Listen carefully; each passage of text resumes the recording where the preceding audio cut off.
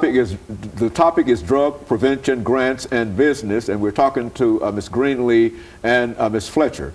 And Ms. Fletcher, let's pick up with you. I think Ms. Greenlee was giving us some information about some of the characteristics of a peel that is known as X-peel, and we'll get back with her later on. But we want to give you an opportunity up front on this segment to continue our conversation in reference to some of the things that we're doing here and some of the problems that we're facing.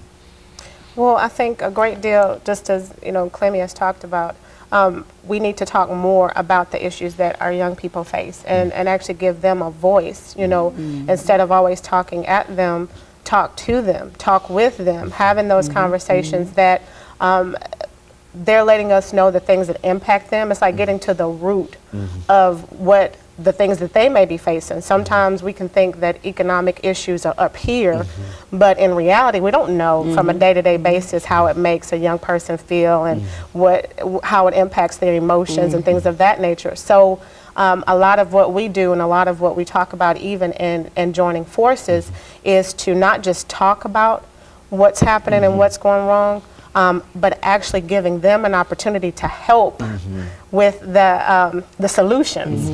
And then at the same time, bringing organizations together like Clemmy's, like mine, like a few other people that we are working closely together to build resources. Because it's one thing to say to a child that's at risk, you need to stop doing what you're doing. It's another to give them an opportunity to make a change, giving them an opportunity to where they can see hope that can actually be realized. And sometimes that's just the missing part. It's one thing to say, stop doing drugs, stop selling drugs. It's another thing to give them an opportunity to see how they can survive. It's amazing to talk to a child when, as a child, you're thinking to yourself, you're going to think like a child, you're going to do the things that kids do. It breaks my heart when you talk to children that are talking like they're adults, like they have this means of, I need to carry this gun, I need to work to survive and put food on the table. Okay, as a child, I look to my mom and my dad to do that, but we have kids nowadays carrying on adult issues, and then you have to stop and ask yourself why. And a lot of what we're doing is to come to that reasons why, but then at the same time, flipping it to where it's not just mentoring kids from here down, but they're teaching us some stuff. Well, one of the things that I'd like to push this as a point here, because this is the second part of that topic, and that is the grants. Now, let's talk about some of the grants that, some of the resources that are available to help fight this violence, drugs, or whatever. What are some of the grants that are available, and where do you get these grants from? Well, the majority of the grants that help fight the violence and the prevention is coming from CDC, the juvenile court, the health department, and it's not easy to get. You have a category of people that can really apply for the grant. Now, along myself, I have applied for it, and I haven't got the one that I really want to get. But you really have to have. It's not what you call stereotyping, but you don't really have the mindset of peoples that's around your table that really just qualify for writing what you want to write. You have to be careful. Like, just say what I want to write my grant for is grassroots. Okay. I want to start from the grassroots and go to the projects, to the hood, and do my work. I don't want to start my work in a public school or a corporate business. And so I won't qualify for that. Because for one, the reason I won't qualify for it, because they'll be too scared that I am going to clean up the projects. I am going to clean up the hood. Well, why would that? Would that be? They would object to that? I mean, yeah. Come on. I mean, explain that to me. You're giving me. You want to give me these grants. If you're giving these grants to these corporate businesses. The corporate businesses they got $1.5 million to clean up the streets to stop the violence. Well, you got what, from 8 to 4 to do that. 8 o'clock in the morning to 4 o'clock. And you're doing it behind the desk and you're doing it behind the computer. And then you're closing up. So you're not cleaning up nothing. So that means you ain't gonna never meet the numbers that you're supposed to meet, and you'll keep on getting that grant.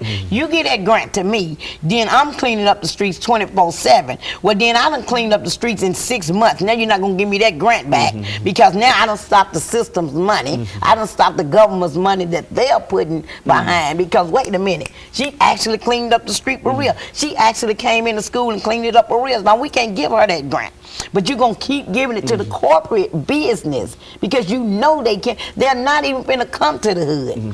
They're not even finna come and sit in this gang banging territory with me.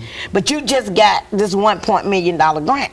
So why won't you just trickle some money down over here to me and let me stay out here? Because I tell people all the time, you guys close at 4 o'clock or 5 o'clock. The library closed at 4 o'clock, 5 o'clock. The centers close at 6 o'clock, 7 o'clock. Okay, from that time on up until 3 in the morning, I have them. So that means I don't have anything I can call. I don't have a fund set over there that I can go get right quick to keep them satisfied from 10 p.m. until 1 a.m. because they out there. So why you want to always just keep it in a box? Because you don't really want to stop crime. One thing I know that they really don't want to stop crime because look at Salem Town. They turned Salem Town into Germantown. They cleaned it up less than a year. So they stopped it over there and took over. Now explain that, Salem Town. I mean, I think that's a sort of local kind of situation, but what you're saying here is over here on 5th Avenue North, 6th Avenue North, over here by the Smith Brothers Funeral Home. That was Salem Town. I grew up there. There was number just hood, gangster, violence, drugs, prostitution. I was in it. So all of a sudden, they cleaned it up, took over the property, bought out everybody sold out. And they came in there and they built up condominium, 5-star restaurants, and took everybody, all the black males to jail, put the mothers on welfare, took half the kids away to children's service, and now all of a sudden, it's a 5-star Germantown that we can't even go back over there without getting arrested. You got a black female riding around looking suspicious. Let's get her. Chumps, come on, get real. Don't nobody want to even talk about that. Okay, hold a minute, Don't Ms. get me Greenlee. started. We're going to get you started again, but we have to stop for our second commercial break.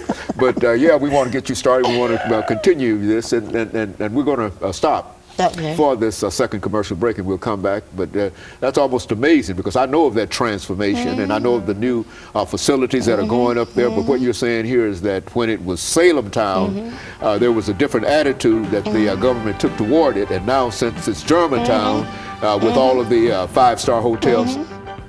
Okay, we're going to continue our conversation. We'll be back with our audience following this very, very short commercial break.